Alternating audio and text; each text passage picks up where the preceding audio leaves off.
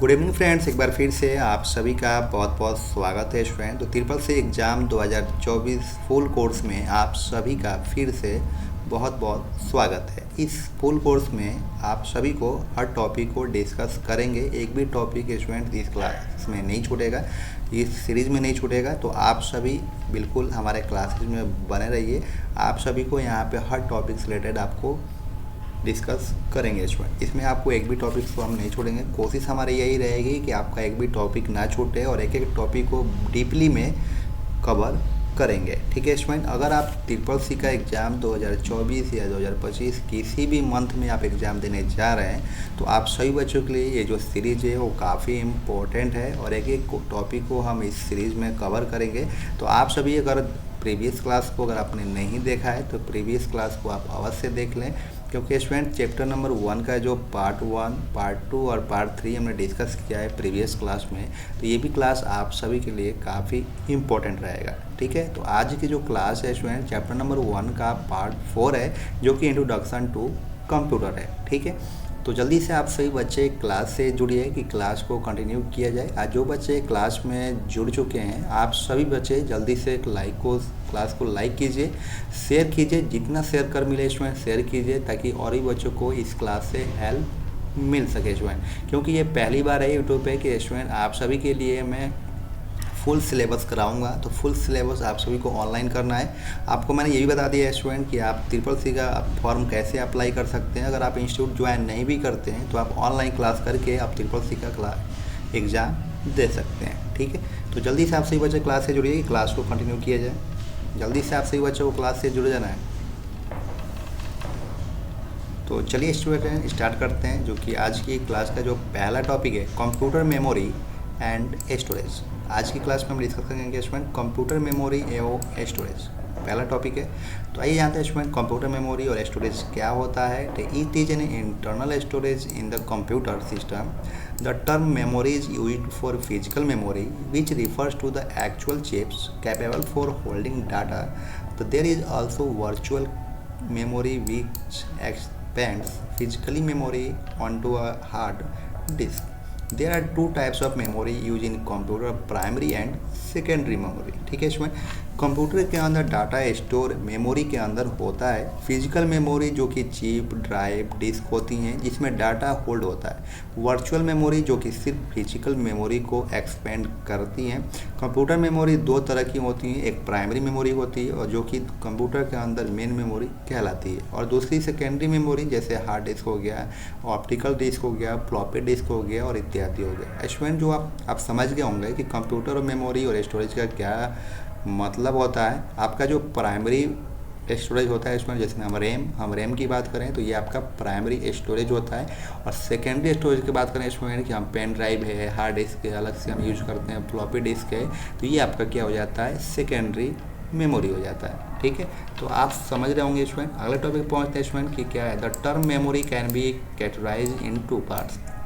Primary memory, primary memory क्या होता है आपको बताते हैं कि every computer comes with a certain amount physical memory the usually refer to a main memory और primary memory the for example RAM and ROM. ठीक है इसमें प्राइमरी मेमोरी कंप्यूटर सिस्टम की मेन मेमोरी होती है जो सिस्टम के प्राथमिक कार्य के लिए मेमोरी उपलब्ध कराती है, जैसे रैम है और रोमी है और रैम है। ठीक है इसमें तो प्राइमरी मेमोरी आप समझ गए होंगे कि रैम को हम प्राइमरी मेमोरी बोलते हैं।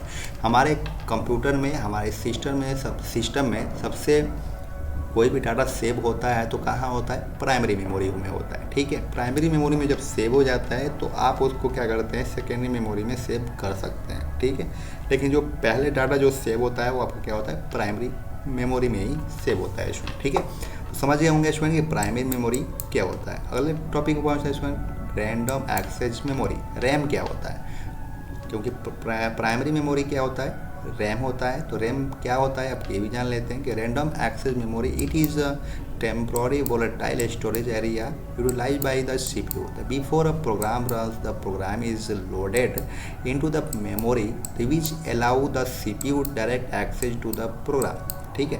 तो यह रीड राइट मेमोरी होती है, इसमें डाटा टेम्पोररी वोलेटाइल होता है, इसमें पावर सप्लाई करते ही डाटा रिमूव हो जाता है, डाटा रैंडमली एक्सेस किया जाता है और सीपीयू से सीधा एक्सेस करता है इसमें, ठीक है।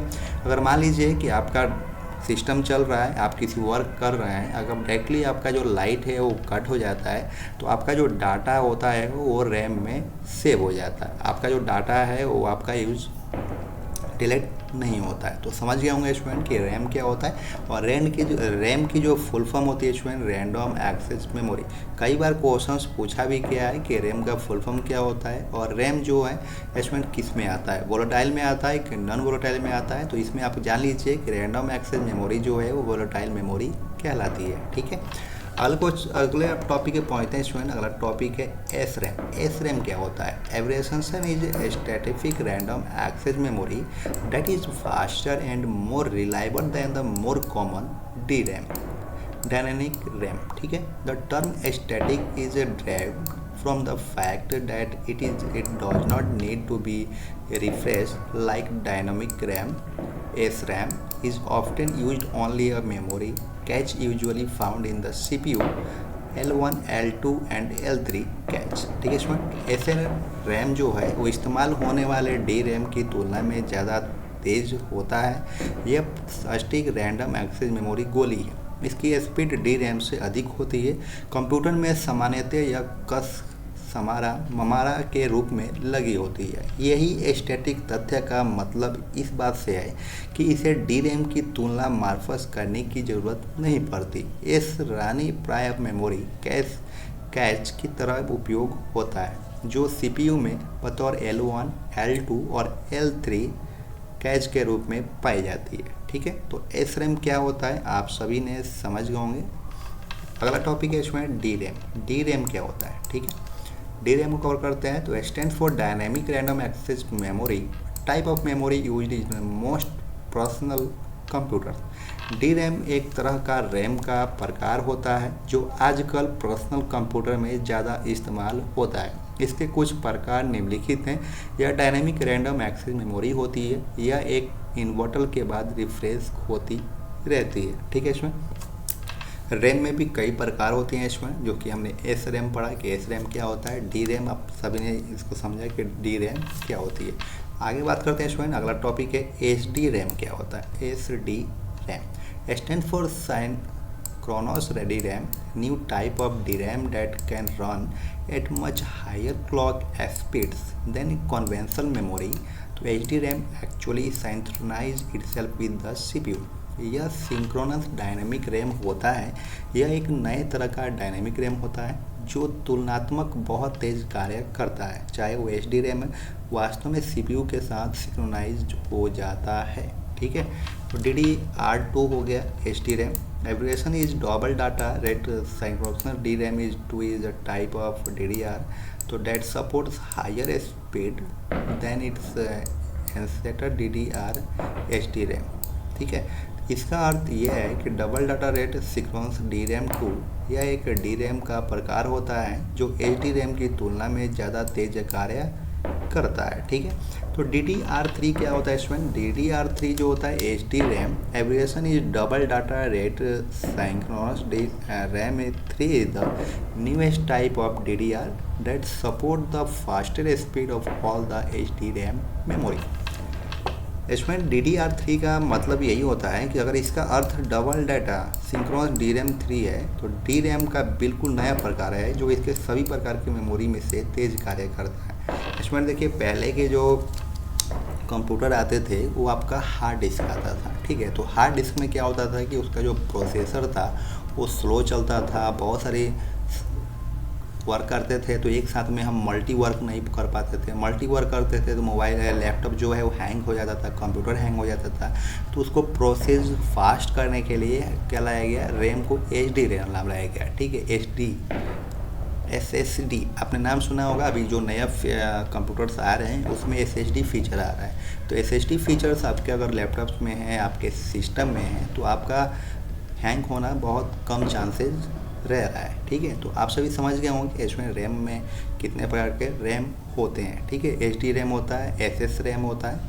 तो अभी हम लोगों ने टॉपिक क्लियर किया कि रैम में कितने प्रकार के होते हैं। तो आपका क्या होगा, रैंडम एक्सेस मेमोरी का हो गया एस रैम हो गया, दूसरा आपका डी रैम हो गया, और तीसरा जो हो गया एच डी रैम हो गया। ठीक है, अब आगे बात करें इसमें रोम क्या होता है। रोम, पहला तो हमने प्राइमरी मेमोरी में रैम पढ़ लिया कि रैम क्या होता है। दूसरा टॉपिक है इसमें रोम, रीड ओनली मेमोरी।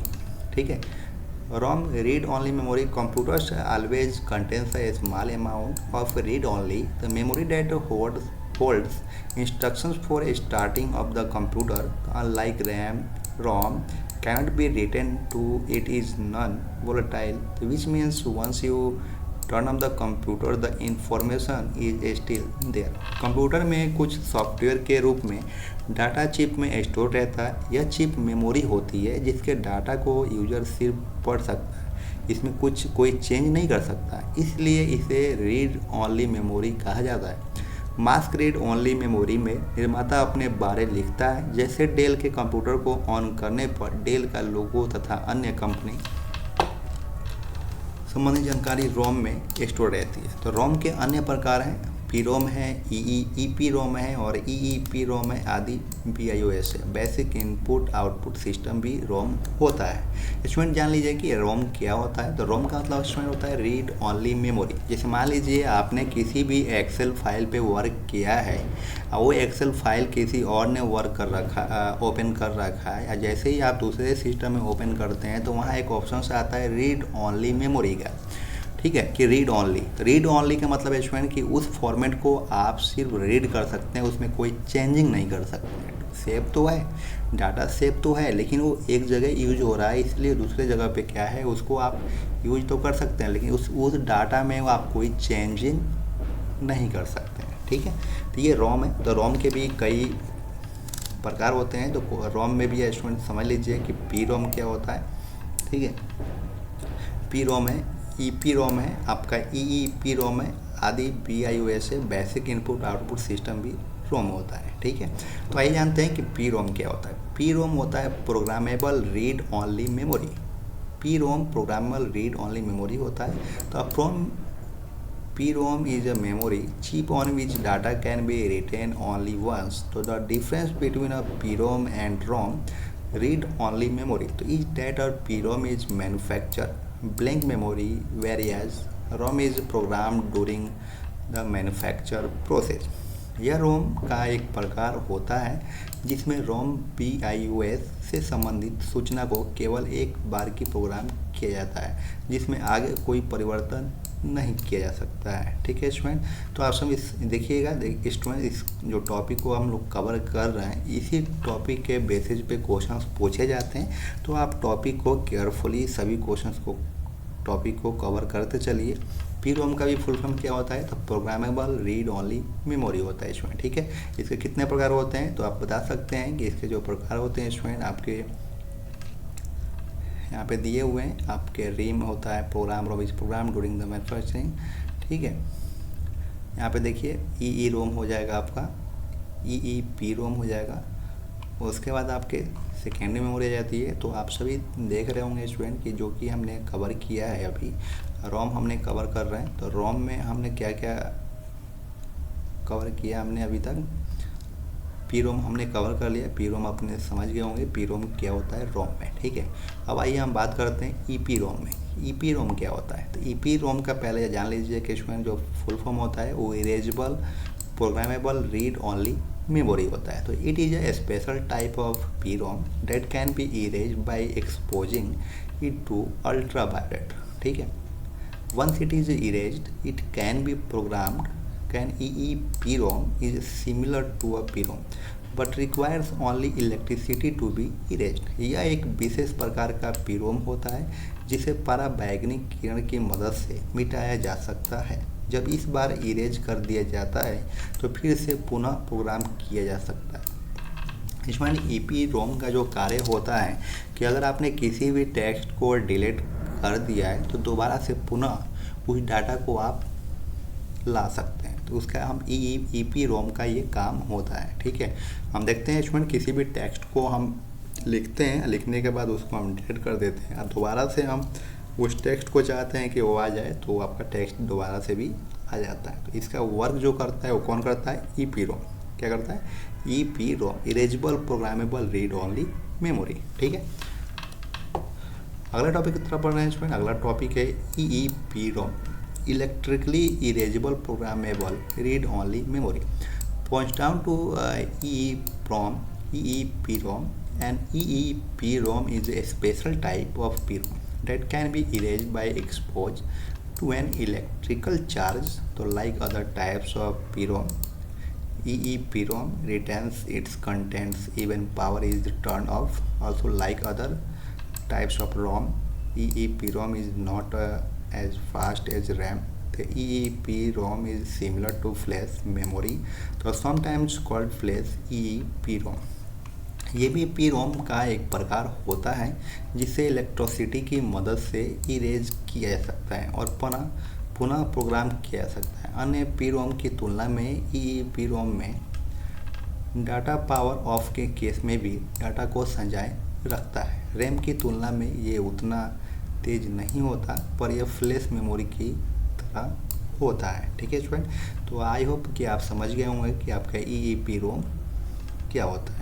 अगला टॉपिक है सेकेंडरी मेमोरी।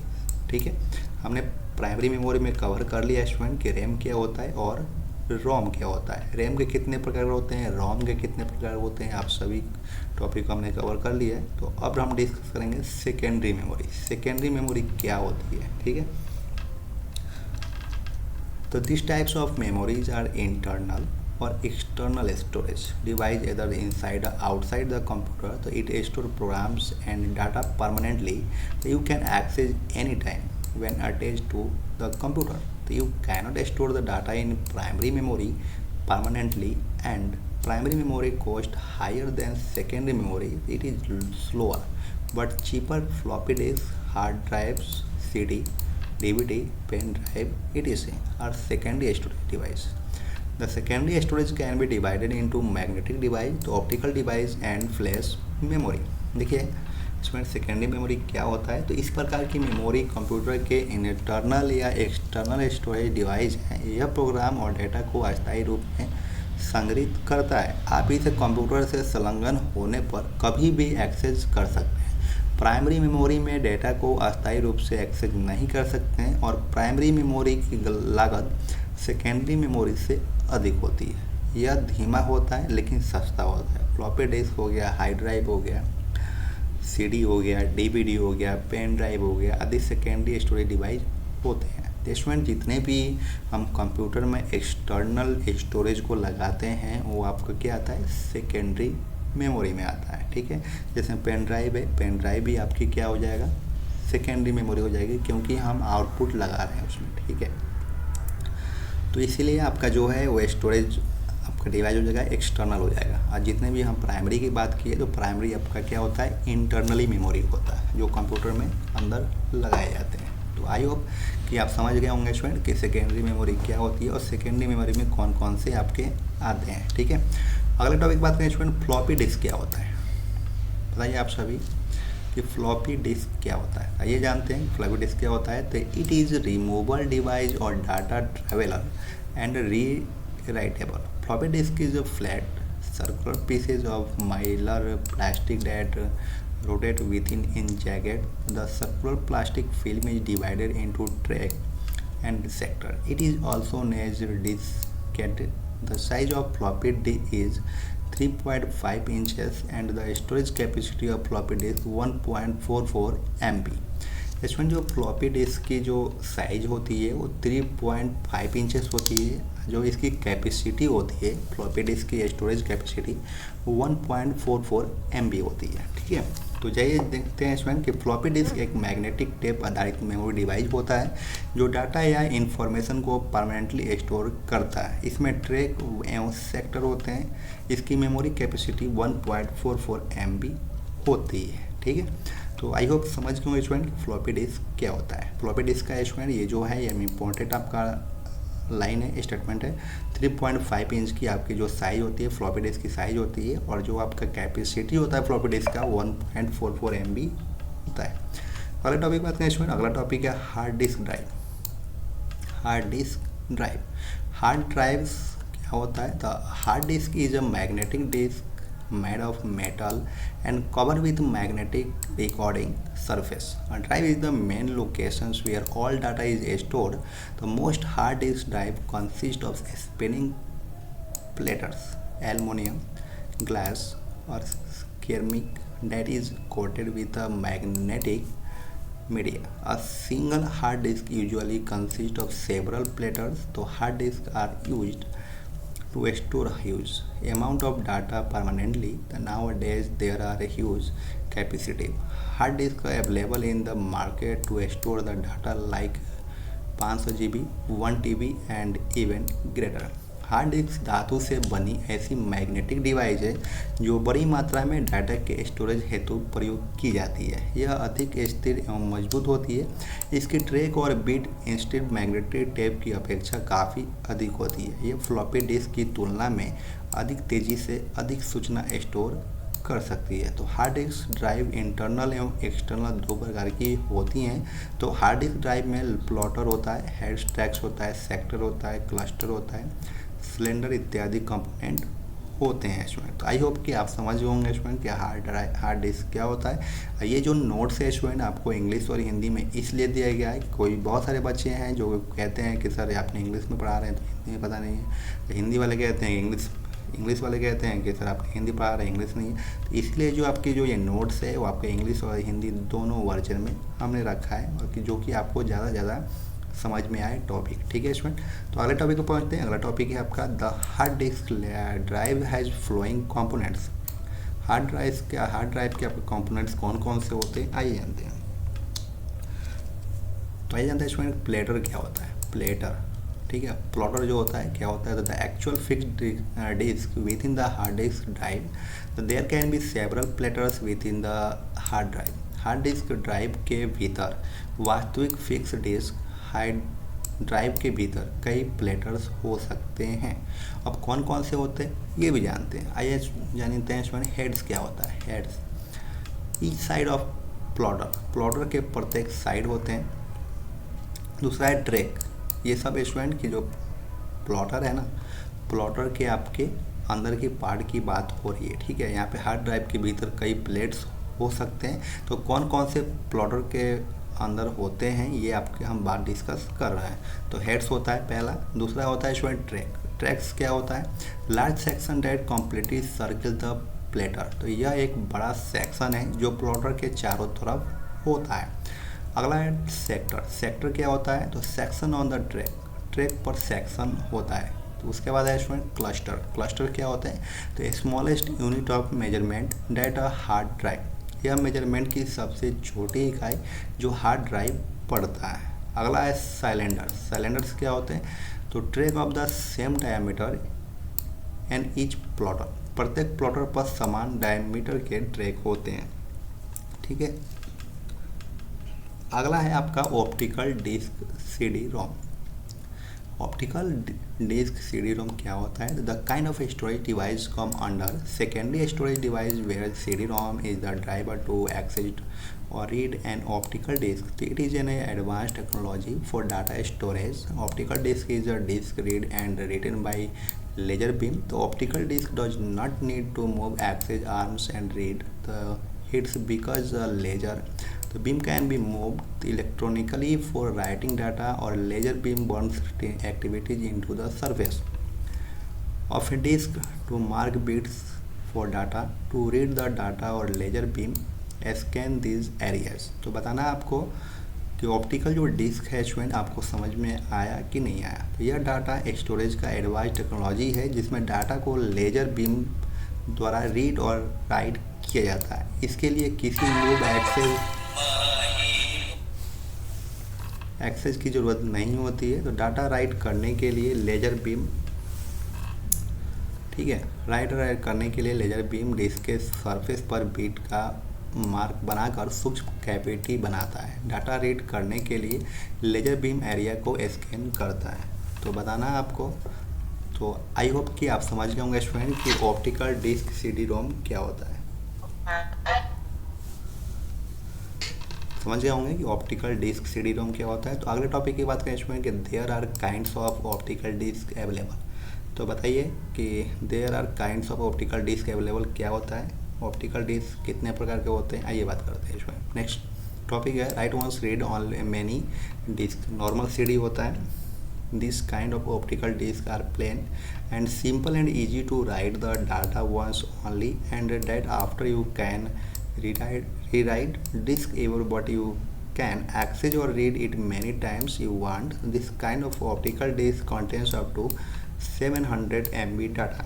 इस तरह के सीडी जिन पर केवल एक बार लिखा जा सकता है और कई बार रीड या एक्सेस किया जा सकता है, इस तरह के साधारण सीडी की स्टोरेज क्षमता 700 MB तक होती है। ठीक है, तो समझ गए स्टूडेंट। अगला है आपका री राइटेबल ऑप्टिकल डिस्क।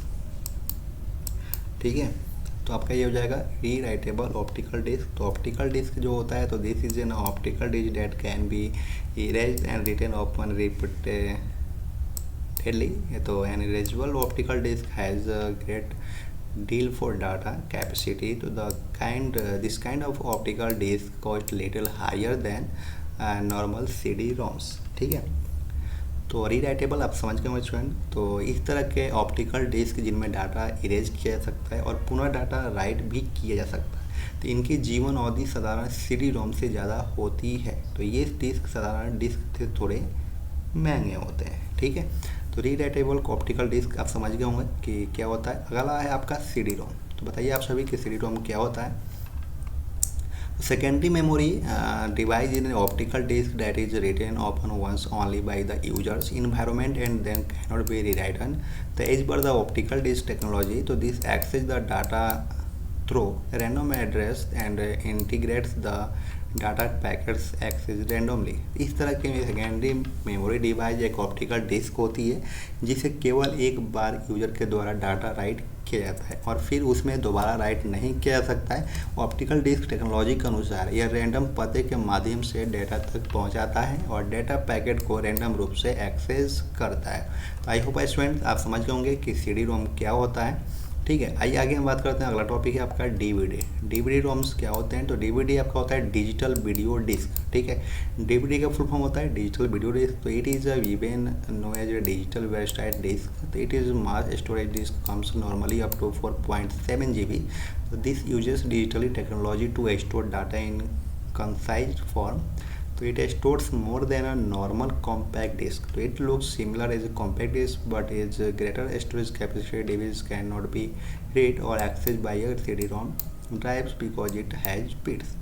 DVD एक को डिजिटल वीडियो डिस्क या डिजिटल वर्चुअल डिस्क कहते हैं जो साधारण CD-ROM की तुलना में ज़्यादा डाटा स्टोर करने की क्षमता रखते हैं। जो साधारण 4.7 GB है, यह बिल्कुल CD-ROM की तरह दिखती है। एक DVD को CD-ROM ड्राइव से एक्सेस या रीड नहीं किया जा सकता है क्योंकि इसमें बिट्स होते हैं। ठीक है, अगला है आपका USB थंब ड्राइव क्या होता है। ठीक है, तो USB thumb drives normally knows flash drive or pen drive is used to store bulk data as per capacity. So they are small in size with USB face is portable to be used anywhere any computer. So this is little faster compatible. This is a plug and a play device which you do insert in the USB port of computer to do the data transactions and remove that computer and can be used in and that's why most time it even no and data travel. USB thumb driver साधारण flash drive या pen drive को कहा जाता है जो प्रचुर मात्रा में डाटा को स्टोर है और डाटा को अत्यधिक मात्रा में सुरक्षित रखना फ्लैश ड्राइव की क्षमता पर निर्भर करता है। यह एक पोर्टेबल करता होता है जिसे किसी भी कंप्यूटर सिस्टम में एक USB पोर्ट के माध्यम से जोड़ देते हैं और डाटा का लेन देन हो जाता है। तो यह एक प्लग एंड प्ले डिवाइस होती है जिसे आप किस लिए भी इसलिए लोग इसे डाटा ट्रेवल के नाम से भी जानते हैं। ठीक है स्टूडेंट, अगला है आपका सॉफ्टवेयर क्या होता है। ठीक है, आपने सुना होगा कि सॉफ्टवेयर के बारे में कि सॉफ्टवेयर होता है और हार्डवेयर होता है। हार्डवेयर और सॉफ्टवेयर की बात किए हैं तो हार्डवेयर तो हमने प्रीवियस क्लास में डिस्कस कर लिया है। तो हम आज जो है सॉफ्टवेयर को बात करेंगे। सॉफ्टवेयर क्या होता है, तो it's gives intelligence in computer, intelligence in computer.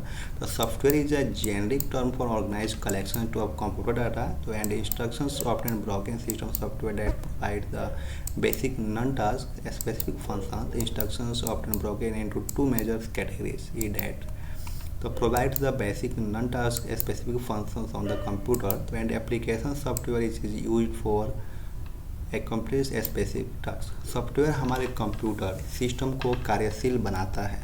यह डाटा और निर्देशों का एक सेट होता है। सॉफ्टवेयर कंप्यूटर का इंटेलिजेंस देता है तथा यूजर सॉफ्टवेयर पर ही कार्य करता है। सॉफ्टवेयर दो प्रकार के होते हैं। होस्टिंग सॉफ्टवेयर जो कि हार्डवेयर को हार्डवेयर से या हार्डवेयर को सॉफ्टवेयर से जोड़ने का कार्य करता है। जैसे प्रिंटर का ड्राइव, कुछ हार्डवेयर ऐसे होते हैं जिसमें सॉफ्टवेयर एम्बेड होता है, वे डिवाइस फार्मवेयर कहलाती है। और दूसरा सॉफ्टवेयर एप्लीकेशन सॉफ्टवेयर होता है जिस पर यूजर अपना वर्क करता है, जैसे नोटपैड, MS ऑफिस, गेम आदि। इसके अतिरिक्त कुछ और प्रकार के सॉफ्टवेयर होते हैं जैसे यूटिलिटी सॉफ्टवेयर। ठीक है, तो आई होप आप समझ गए होंगे इसमें कि सॉफ्टवेयर क्या होता है। सॉफ्टवेयर की बात करें इसमें एप्लीकेशन सॉफ्टवेयर। एप्लीकेशन सॉफ्टवेयर क्या होते हैं? एप्लीकेशन सॉफ्टवेयर होते हैं इसमें एप्लीकेशन सॉफ्टवेयर और simply application are often called productivity program और end user program because they enable the users to complete task such as creating documents, spreadsheet, database and publications, doing online research, sending email, designing, graphic running, business, even playing games. ठीक है, तो application software is specific to the task. It is design to in simple as a calculator application is complex word processing application. So when you baking creating document, the word processing software is already set the margins, font style and size and the line spacing, but you can change this setting and you have many more formatting options available. For example, the word processor application make it easy to add color, headings and pictures or delete, copy, move and change the document appearance to suit your needs. Application software या application अक्सर उत्पादकर्ता कार्यक्रम का अंतिम उपयोगकर्ता programme कहलाते हैं क्योंकि वे उपयोगकर्ताओं को कार्यों को पूरा करने में सक्षम बनाते हैं। जैसे दस्तावेज हो गया, स्प्रेडशीट हो गया। स्टूडेंट एप्लीकेशन सॉफ्टवेयर वही होते हैं जैसे मान लीजिए हमारे कंप्यूटर पे MS ऑफिस है और MS ऑफिस में आपको कई तरीके के अलग अलग सॉफ्टवेयर मिलता है, जैसे MS वर्ड हो गया, MS ऑफिस एक्सेल हो गया। तो ये सभी जो अलग अलग एप्लीकेशंस हैं, सॉफ्टवेयर हैं, जिनका अलग अलग यूज होता है। तो आई होप आप समझ गए होंगे कि एप्लीकेशन सॉफ्टवेयर क्या होते हैं। अगले अगर हम बात करें इसमें कि अगला आपका जो है different types of application software. ठीक है, एप्लीकेशन सॉफ्टवेयर कौन कौन से प्रकार के होते हैं? तो अनुप्रयोग suite. It is a multiple applications bundled together. The later functions, features and users interface interact with each other. तो इसमें कई अनुप्रयोगों को एक साथ बंडल किया जाता है। इसमें संबंधित कार्य, इसकी सुविधाएं और इसके उपयोगकर्ताओं इंटरफेस एक दूसरे के साथ बातचीत करते हैं। तो इंटरप्राइज सॉफ्टवेयर क्या होता है? तो इंटरप्राइज सॉफ्टवेयर होता है rest and organization needs and data flow in huge distributed environment. यह एक विशाल डिस्ट्रीब्यूटेड एनवायरनमेंट में संगठन की ज़रूरतों और डेटा प्रवाह को संबोधित करता है।